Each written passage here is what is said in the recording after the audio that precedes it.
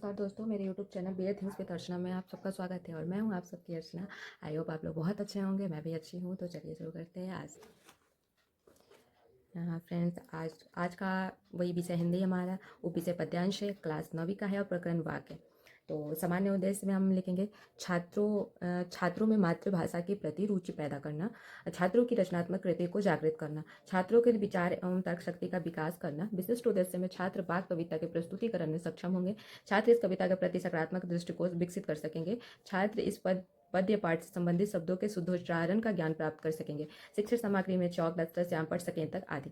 शिक्षण विधि हमारी व्याख्यान विधि है। पूर्व ज्ञान छात्र या छात्रा कवयित्री लाल गद्य द्वारा रचित वाक्य कविता के बारे में सामान्य जानकारी रखते हैं।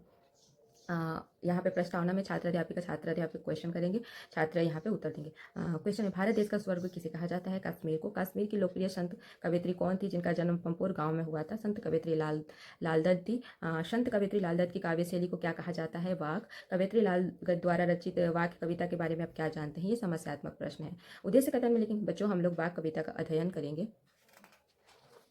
शिक्षण बिंदु में लिखेंगे कवयित्री का जीवन परिचय। यहाँ पे छात्र अध्यापिका कथन में लिखेंगे, लालगत का जन्म 1320 के आसपास कश्मीर स्थित पामपोर गांव में हुआ था।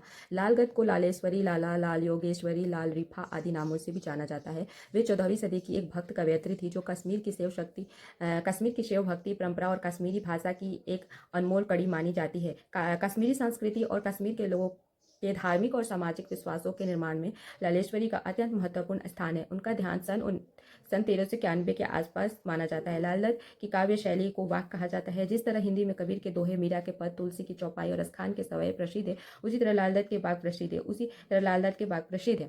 छात्र के लिए छात्र ध्यानपूर्वक सुन रहे हैं। श्यामपट कार्य में जन्म 1320 के आसपास कश्मीर स्थित पंपोर गांव में हुआ था। लाल दत्त को लालेश्वरी, लाला, लाल योगेश्वरी, लाल रिफा आदि नामों से भी जाना जाता है। चलिए शिक्षण बिंदु में लिखेंगे वाक्य कविता का सारांश। यहाँ पे कथन लिखेंगे, प्रस्तुत वाक्यों के संकलन मीराकांत जी ने किया है। यहाँ प्रस्तुत वाक्यों में कवयित्री लाल दत्त हमें यहाँ कहना चाह रही है कि ईश्वर को ढूंढने के लिए मंदिर मस्जिद में जाने से कोई फायदा नहीं होगा। ईश्वर को प्राप्त करने का केवल एक मार्ग है, यदि कोई सच्चे हृदय से अपने अंतःकरण की ओर झांकेगा तो ही ईश्वर को प्राप्त कर सकता है। लाल दत्त के अनुसार आत्मज्ञान ही सच्चा है जो हमें आडंबरों से भरी इस समाज रूपी नदी में डूबने से बचा सकता है। उन्होंने धार्मिक तथा अन्य भेदभाव का विरोध किया है और ईश्वर को एक बताया है। उनके अनुसार सत्कर्म के द्वारा ही हम इस मायाजाल से मुक्त हो सकते हैं। कवित्री के अनुसार हम सत्कर्म तभी कर सकते हैं जब हम अपने अंदर बसे अहंकार से मुक्त हो पाएंगे। छात्र क्रिया में छात्र ध्यानपूर्वक सुन रहे हैं। श्यामपट कार्य में कठिन शब्दों का अर्थ वाक का अर्थ होता है 4 पंक्तियों में लिखी गई कश्मीरी शैली की एक गाए जाने वाली रचना है। रस्सी कच्चे धागे की, इसका अर्थ है रस्सी कमजोर और कच्चे धागों के सहारे है।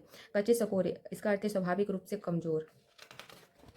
चलिए यहाँ पे पुनरावृत्ति प्रश्न है। पहला प्रश्न है, किससे न मिलने के कारण कवयित्री के मन में हुक उठ रही है। सेकंड प्रश्न है, कवयित्री लाल दत्त के दुख का कारण क्या है। मूल्यांकन प्रश्न है यहाँ पे, कवयित्री लाल दत्त कैसे जीवन अपनाने को कहती है। दूसरा क्वेश्चन है, कवयित्री कच्चे धागे की रस्सी किसे कहती है। गृह कार्य में है, वाक पाठ के आधार पर बताइए कि परमात्मा को पाने के रास्ते में कौन कौन सी बाधाएं आती हैं।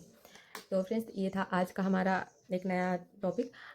आई होप आप लोगों को वीडियो बहुत अच्छा लगा हो, और आप लोगों को वीडियो अच्छा लग रहा है तो please like share and subscribe करिए। और कोई और टॉपिक पे लेसन प्लान चाहिए तो आप लोग कमेंट करके बताइए। Thank you.